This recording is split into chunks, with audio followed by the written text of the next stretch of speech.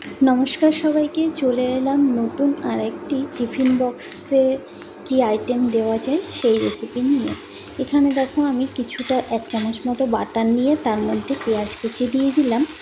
এরপরে এর মধ্যে কিছু সবজি, যেমন এখানে বিনস আছে আর আলু আছে, তোমরা চাইলে আরও কিছু সবজি অ্যাড করতে পারো। দিয়ে একটু নুন হলুদ দিয়ে সবজিগুলোকে আগে ভেজে নিতে হবে।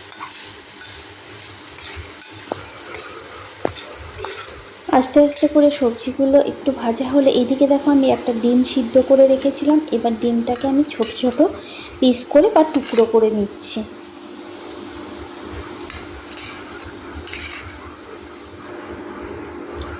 ছোট টুকরো করা হয়ে গেছে। এবার এই যে চিড়েও আমি ভিজিয়ে ভালো করে ধুয়ে রেখে দিয়েছিলাম, মানে ভিজিয়ে রাখতে হবে না, ধুয়ে রাখলেই হবে।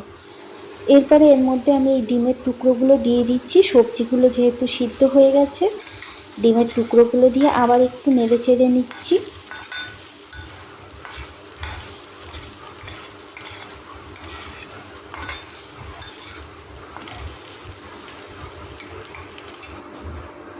এরপরে দেখো চিড়েগুলো কিন্তু একদম ঝরঝরে হয়ে গেছে, যেহেতু জলটা মানে ফেলে দিয়েছিলাম, একদম ভিজিয়ে রাখিনি।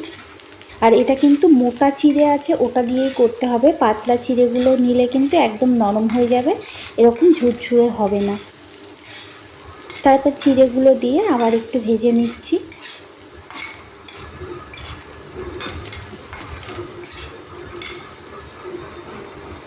এবার একটু গোলমরিচ গুঁড়ো দিয়ে দিলাম। কাঁচা লঙ্কা আর ব্যবহার করিনি, তোমরা যদি ঝাল খেতে পছন্দ করো তাহলে সেই পরিমাণে লঙ্কা দিতে পারো। যেহেতু এখানে আমি বাচ্চার জন্য করছি, অল্প একটু গোলমরিচ গুঁড়ো দিয়ে দিলাম।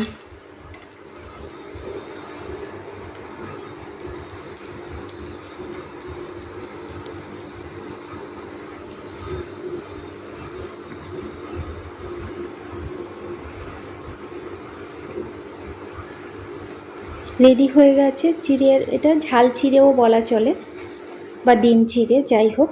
এরপরে আমি টিফিন বক্সে দিয়ে দেবো।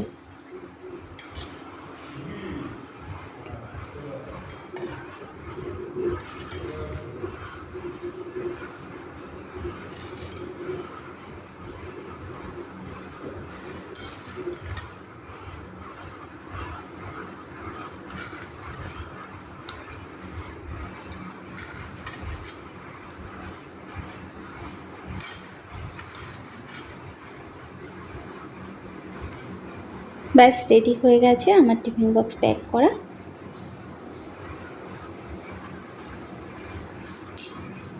কেমন লাগলো একটু কমেন্ট করে জানিও। ধন্যবাদ।